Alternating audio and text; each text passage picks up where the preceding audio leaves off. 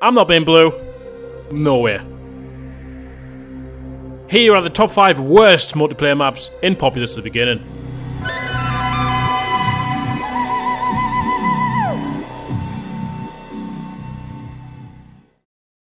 What makes a great single player level doesn't necessarily translate into a great multiplayer map. Linked Isles is a 3-player map that can provide a fun game between friends. Load this map up for some competitive player, you're in for a treat equal to your mate giving you a bag of revels and all that's left of coffee. The distribution of land in Stoneheads, or in this case the Gargoyles, is just mental. The Yellow Tribe starts way across the Isles with some hills for defence, though nothing to protect the front of the base, and they get access to the invisibility spell. The Red Tribe is absolutely wide open, with no real position to set up a defence, and they get access to a boathouse. Only one team with boats? Seems fair. The Blue Tribe is loving life, however. The entirety of their base is surrounded by easily defendable hills, and on top of this, they have access to Magical Shield. If you can shield your followers and the enemy can't, the game is as good as over. Thus, Blue is going to win.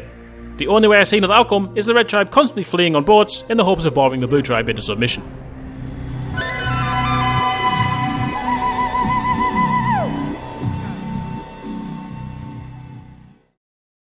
What even is this map?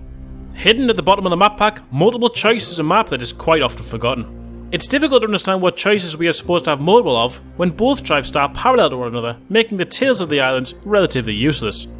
It's certainly not whether or not we should worship this stone head that gives us swamp, because we're all doing that. It could be the selection of stone heads along the map, but the useless road in the centre and the firestone that's miles away from the action are trumped by the raw mana available on the island next to your base. This island is the quickest route to your enemy's base, and with a powerful stone head and additional trees, this is the only section of the map worth fighting for. We would be better off just removing the lower part of the map and renaming it One Choice. It already looks 100 times better.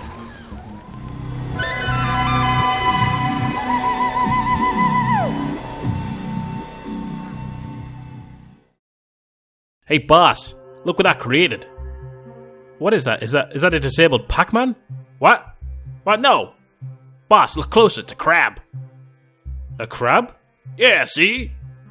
No. Look at it from this angle. Right. Yeah, you see? I can even make 2 of them. Okay, go on then.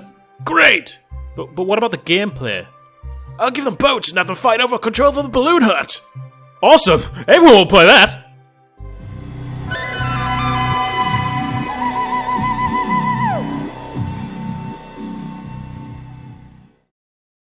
Had I made this list 12 years ago, this would have been in the top 5 best maps. But boy, has age really helped bring out the flaws in this map.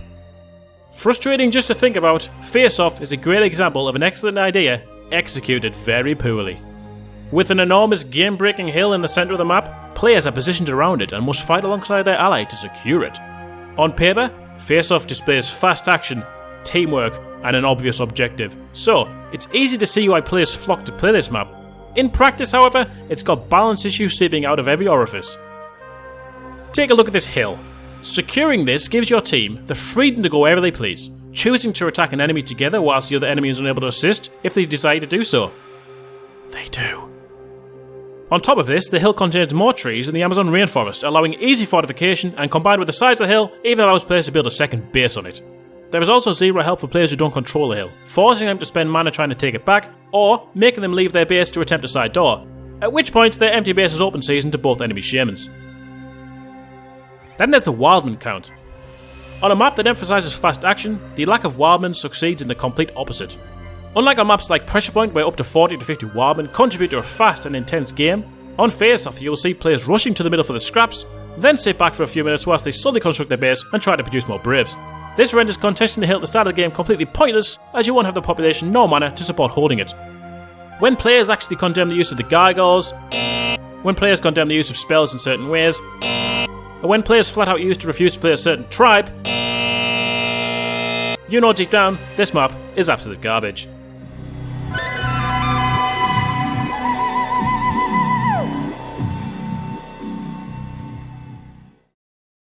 If there is a god, higher than those ascended shamans, who creates the worlds, I can only presume he threw up here and called it a day.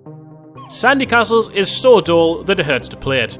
A giant splodge of land with players situated in what I can only gather to be the lumps within the vomit. You'll regret having agreed to play this map.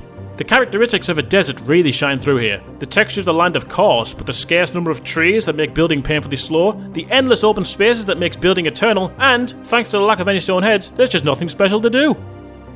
Due to these characteristics, you will slowly build your settlement and begin able to establish any real defense in time.